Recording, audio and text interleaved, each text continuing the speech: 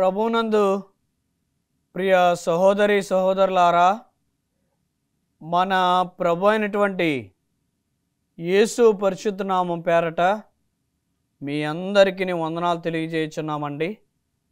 మీలో ప్రతి ఒక్కరిని ఈ హోప్ టీవీ ఇండియా ఛానల్కు ప్రేమతో ఆహ్వానించుచున్నామండి. ప్రార్థన చేసుకుందాం. ప్రేమగల మా తండ్రి, దయగలిగిన మా యేసయ్య, మీ ఘనమైన శ్రేష్టమైన నామానికి వందనాలు తెలియజేస్తున్నాము.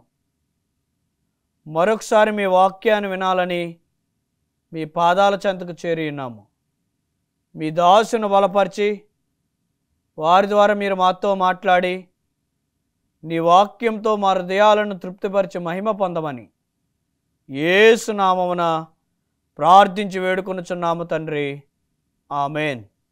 మన ధ్యానము నిమిత్తమై ఈరోజు మన ధ్యానాంశము పులియని రొట్టెల పండుగ. మన ధ్యానము నిమిత్తమై లేవీకాండ గ్రంథము 23వ అధ్యాయము 6వ వచనంలో మొదటి నెల 15వ దినము పులియని రొట్టెల పండుగను ఆచరించవలెను. దేవుడైన యెహోవా ఇజ్రాయేలు ప్రజలకు మరొక రెండవ పండుగను ఆచరించమని ఆయన బోధిస్తున్నాడు. తన సేవకుడైన మోషే ద్వారా రెండవ పండుగ గురించి ఆయన తెలియజేస్తున్నాడు. రెండవ పండుగ పులియని రొట్టెల పండుగ. ఈ పండుగ యొక్క తారీఖు ఎప్పుడంటే మొదటి నెల 15వ తారీఖు నుండి 7 దినములు అనగా 21వ తారీఖు వరకు. 14వ తారీఖేమో మొదటి పండుగ.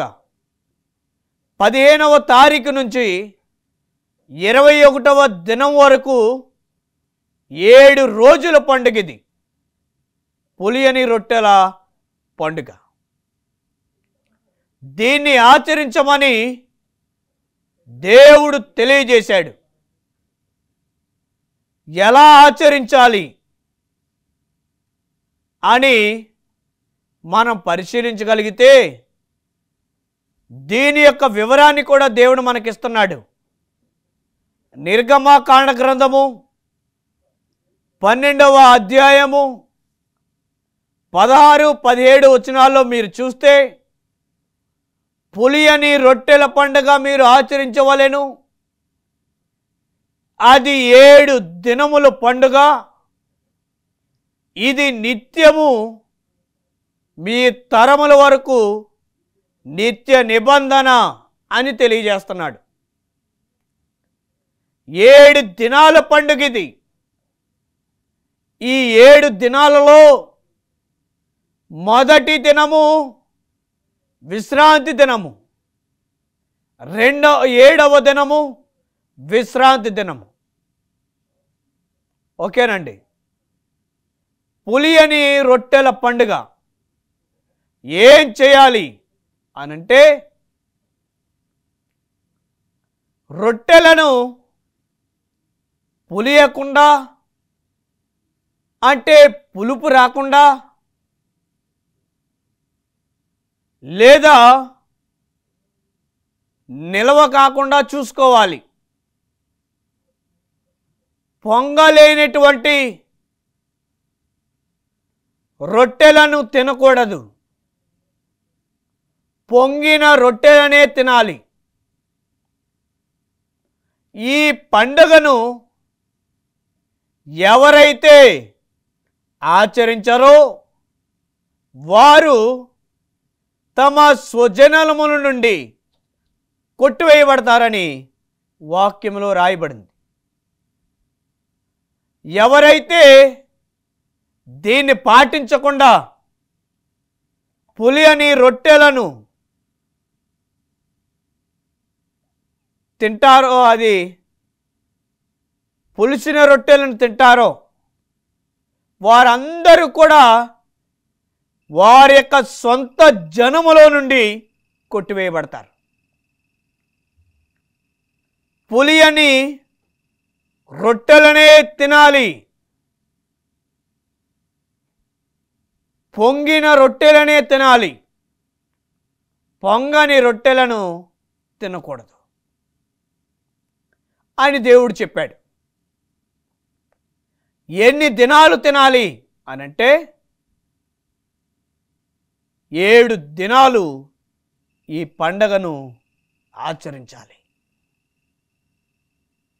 7 దినాలు ఈ పండగను జరిగించాలి. అందరూ కూడా ఈ పండగని ఆచరించాలి. ఇక్కడ మనం విశ్రాంతి దినాలను చూస్తున్నాము. 7 దినాలలో మొదటి దినము విశ్రాంతి దినము, 7వ దినము విశ్రాంతి దినము. అనగా విశ్రాంతి దినాలంటే వారం వారం వచ్చే విశ్రాంతి దినం కాదు ఇది. జాగ్రత్తగా మీరు పరిశీలన చేయండి, నేర్చుకోవడానికి ప్రయత్నం చేయండి. వారం వారం వచ్చేటువంటి విశ్రాంతి దినాలు కాదు ఇవి. దేవుడు ఈ పండగల నిమిత్తమై ఆచరించమన్నటువంటి ప్రత్యేకమైన విశ్రాంతి దినాలు. ఎందుకని మొదటి దినము ఆఖరి దినము ఈ విశ్రాంతి దినాలను పాటించమని చెప్పాడు అనంటే, ప్రతిదానికి దేవుని యొక్క ప్రణాళిక ఉన్నది. ఈ పండగలు దేవుడు ఆదర్శకంగానో లేదా ఏదో వీళ్ళకి పండగలు ఉండాలనో పెట్టినవో లేదా వీరు పాటించాలని అని పెట్టినవో కాదివి. ఇవన్నీ కూడా యేసు ప్రభువారి యొక్క మొదటి రాకడలో మరియు రెండవ రాకడలో జరగబోతున్న అన్ని సంఘటనలను ఇమిడ్చి తెలియచేయడానికి దేవుడి పండుగలను మనకు పెట్టారు. ఇజ్రాయేలీయులకు విందులో ఉన్నటువంటి అమూల్యమైన సత్యాలను, అనేకమైన పరమార్థాలను తన ప్రజలకు బోధించడానికి ఈ పండుగలను ఆచరించమని చెప్పారు. అందుచేతనే ప్రతి తారీఖుని, ప్రతి నెలని మనం ఖచ్చితంగా నేర్చుకొని సత్యాలను మనం గమనించాలి. అందుచేతనే ఈ సత్యాలను మనము జాగ్రత్తగా గమనించగలిగితే ఈ పండగను ఇటు రీతిగా ఆచరించమని తెలియజేశాడు. ఈ పండగను గనక ఆచరించకపోతే వారి యొక్క పౌరసత్వాన్ని వారు కోల్పోతారు. అనగా వారి యొక్క ప్రజల్లో ఉండరిక వారి పౌరసత్వాన్ని వారు కోల్పోతారు. ఇది ఈ పండగ యొక్క వివరము. పాత నిబంధనలో దేవుడు ఆచరించమన్నటువంటి రెండవ పండుగ ఇది. ఈ యొక్క పండగ యొక్క వివరాలను మనం చూసాము. ఎలా పాటించాలో, ఏం చేయాలో అన్ని విషయాలను మనము క్షుణ్ణంగా నేర్చుకున్నాము. దీని యొక్క నెరవేర్పుని మనం చూడాలి.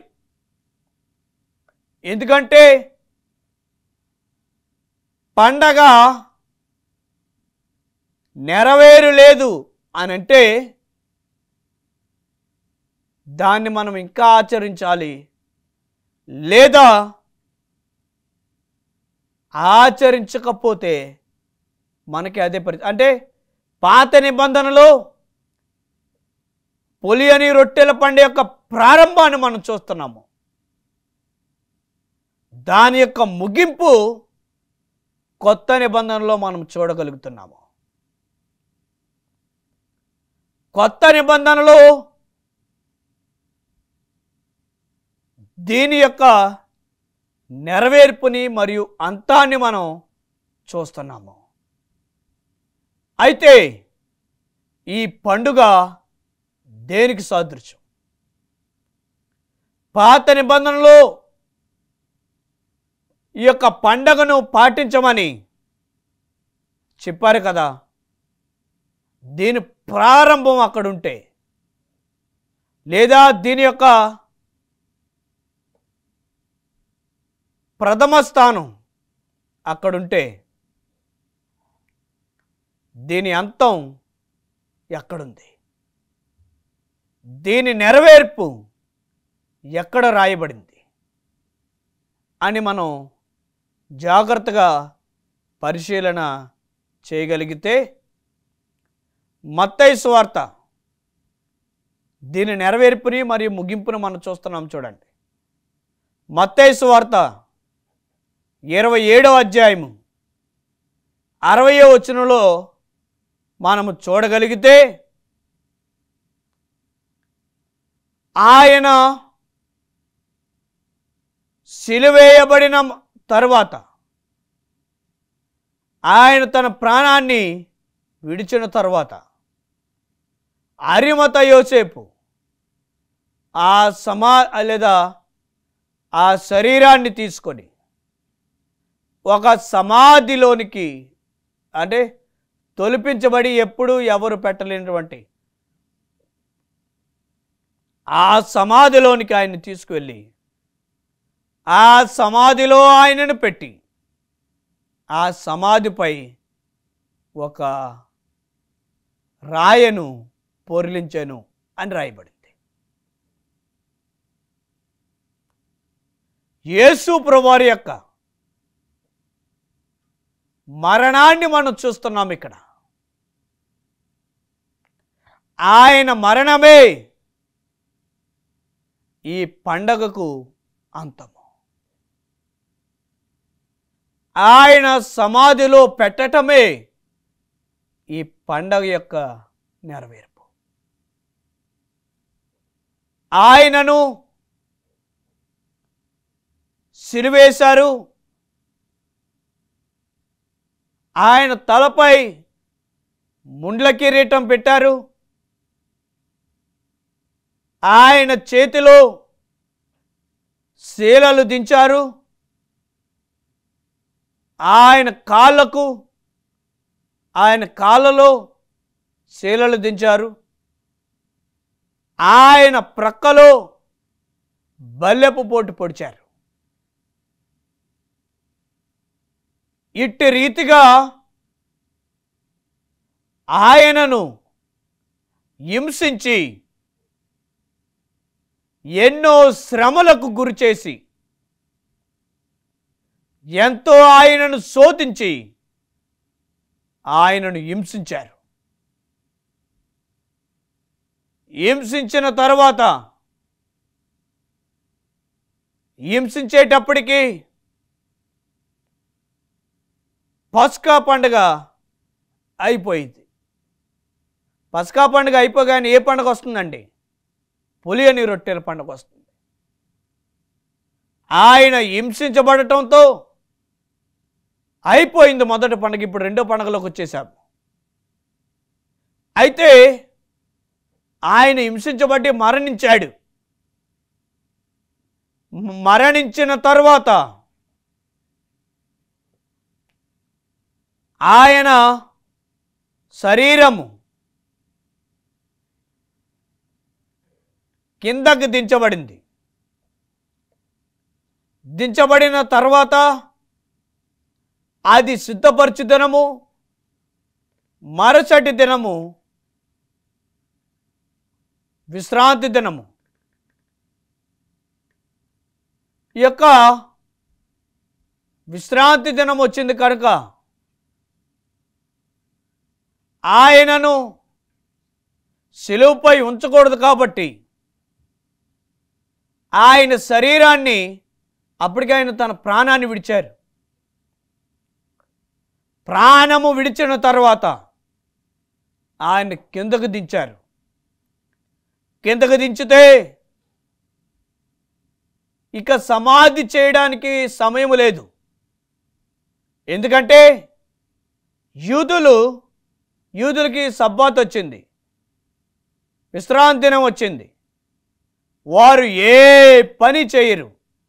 అందుకని ఈయనేమో సమాధి చేయాలి. ఎలాగా అనుకుంటే అయితే తొలిపించిన సమాధి ఒకటి ఉంది.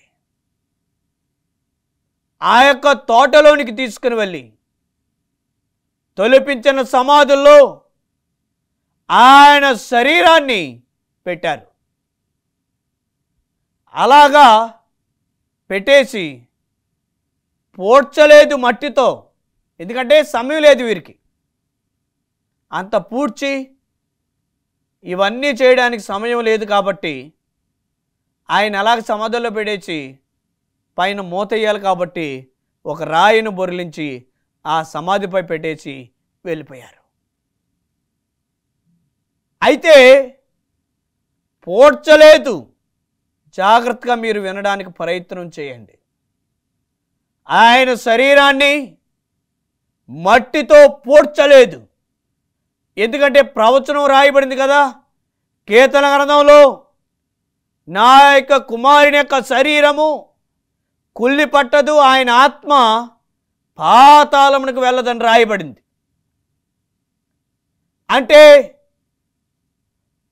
నా కుమారుడైన యేసు ప్రభువారు ఆయన మరణించినా కానీ తన శరీరము పులిసిపోదు, శరీరము కుళ్ళిపోదు అని ప్రవచనము ముందుగానే ప్రజలకు అందించబడ్డాయి. ముందుగానే ప్రవచనం అందించబడింది కనుకనే యేసు ప్రభువారు మరణించగానే ఆయన శరీరాన్ని తీసుకుని వెళ్ళి తొలిపించిన సమాధిలో పెట్టేసి రాయిని మూతగా వేసి వారు వెళ్ళిపోయారు. సమాధిలో పెట్టబడిన దేనికి సాదృశ్యం అంటే పులియని రొట్టెల పండగకు నెరవేర్పిది. ఆ పండగకు సాదృశ్యంగా ఉన్నది. దానికి ఇదే అంతము. ఆయన సమాధిలో పెట్టడం వలన ఆ పండగకు అంతమైపోయింది. పాత నిబంధనేమో ప్రారంభమైతే కొత్త నిబంధన యేసు ప్రభువారి యొక్క సమాధిలో ఉంచబడిన ఆ మరణము దానికి అంతమై ఉన్నది. అదే అంతము ప్రియ సహోదరి సహోదరులారా. ఆ పండగ నెరవేర్పదే యేసు ప్రభువారి యొక్క శరీరము ఒక్కటే కుళ్ళిపోలేదు. యేసు ప్రభువారి యొక్క శరీరమే పులిసిపడలేదు. అనేక మంది ప్రముఖులు, జ్ఞానులు, తత్వవేత్తలు, అనేక మంది ధనికులు ఉన్నవారు చనిపోయారు. వారందరూ పాతి పెట్టబడ్డారు. వారి యొక్క శరీరాలు పూడ్చివేయబడ్డాయి. వారందరి శరీరాలు పులిసిపోయాయి, కుళ్ళిపోయాయి. కానీ యేసు ప్రభువారి యొక్క శరీరము పులిసిపోలేదు, కుళ్ళిపోలేదు. ఆయన శరీరమే కుళ్ళిపోని శరీరము. ఆయన శరీరమే పులియని శరీరము. కనుక ప్రియ సహోదరి సహోదరులారా, పులియని రొట్టెల పండుగ చేసుకోవడానికి అనేక మంది ఇంకను ఆచరిస్తున్నారు దీన్ని. ఇంకను మీరు ఈ పండుగని ఆచరిస్తే ఆయన మరణించి సమాధి చేయబడ్డారు అంటే ఆయన సమాధి శరీరం భూమిలోనే కుళ్ళిపోయింది అని దానికి అర్థం. మీరింకను ఈ రొట్టెల పండగనే మీరు ఆచరిస్తున్నట్లయితే యేసుప్రభు వారి యొక్క మరణాన్ని మీరు నమ్మట్లేదు. ఆయన మరణాన్ని నమ్మకపోతే మన క్రైస్తవ జీవితం ఏమై ఉంది? సమాధిలో పెట్టబడ్డాడు ఆయన. అనగా ఏ దినమందైతే ఈ రొట్టెల పండగ ప్రారంభమవుతుందో, పండుగ ప్రారంభమైన రోజునే ఆయన సమాధిలో పెట్టబడ్డాడు. అర్థమవుతుందండి? పండగ ప్రారంభంలోనే ఆయన సమాధిలో పెట్టబడ్డాడు. పండగ ప్రారంభమైపోయింది, ఆయన సమాధిలో పెట్టబడ్డాడు, ఆ పండగ నెరవేరిపోయింది. కనుక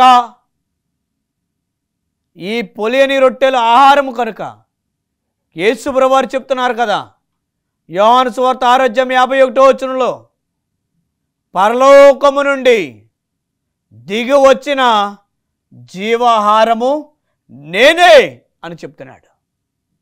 నేనే నిజమైనటువంటి ఆహారము. ఆ పాత నిబంధన గ్రంథంలో ఆ పులియని రొట్టెలు తినకపోతే వారు తమ ప్రజల నుంచి కొట్టివేయబడేవారు. ఈ కొత్త నిబంధనలో మనందరి కొరకు ఒక శరీరము శిలువపై బలి అర్పించబడింది. పులియని కుళ్ళని శరీరము ఎవరిదంటే యేసుప్రభు వారిది. యేసుప్రభు వారి యొక్క శరీరాన్ని మనం ఎప్పుడైతే తింటామో అప్పుడే మనం నిత్య జీవానికి వారసులు.